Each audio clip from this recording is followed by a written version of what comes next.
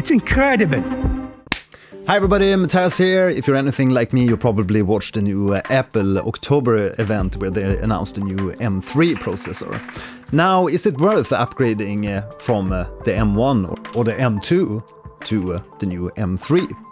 It really depends, because if you look at the comparison charts at the Apple event, they were comparing the M3 with the M1, which to me is a little bit weird.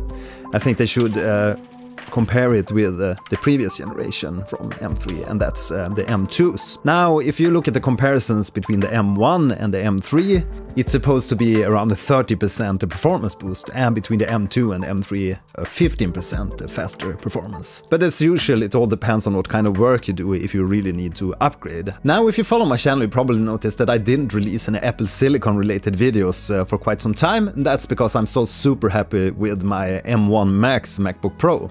It's a really performance beast.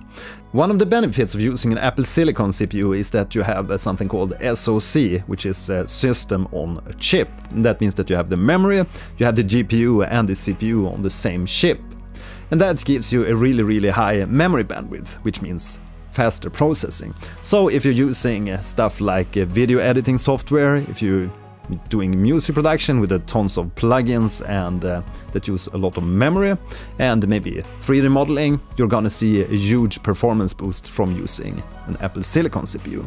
Because most of the demanding apps that you use today, like DaVinci Resolve for video editing and Logic Pro for music production, and maybe the Affinity Designer or the Affinity Suite for graphics, they all now utilize and support the Apple Silicon technology.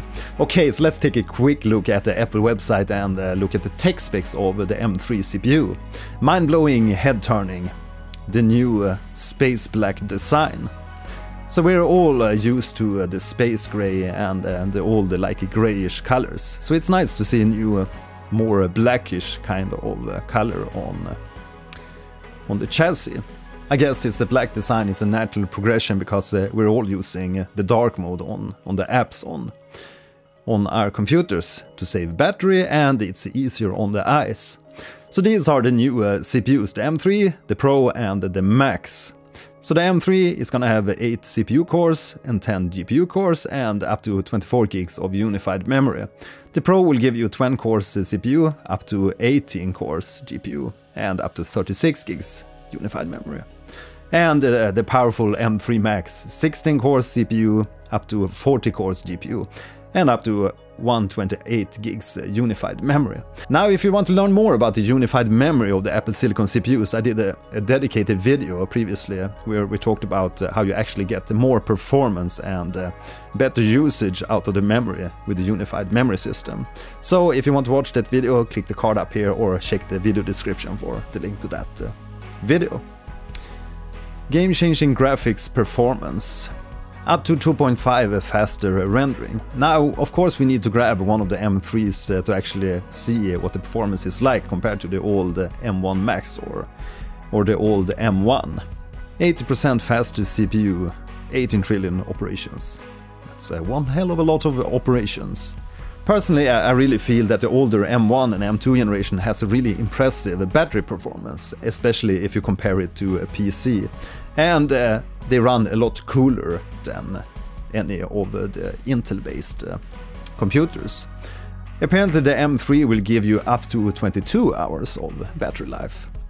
Now, how battery time and battery life actually translates into reality is really depending on what kind of apps you run.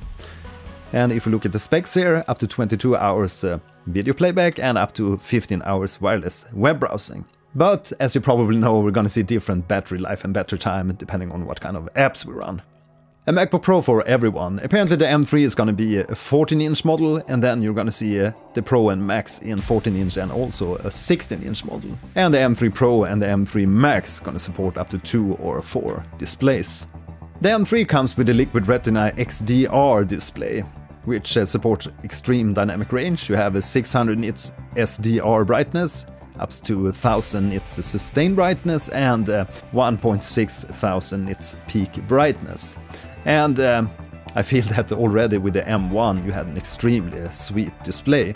Right, so while talking about the Liquid Retina display, I actually compare the M1 Max with one of the more expensive PC laptops. And the M1 Max display outperformed the PC display a ton because it has a deeper blackness, it was more crisp, it has a better viewing angle, and basically just blew the PC out of the ballpark. Personally, I have nothing against PC or Windows, but I am using Macs because I feel they are more stable, and it's a much more pleasant experience working with OS X for development, music production, graphics design, and basically any type of work.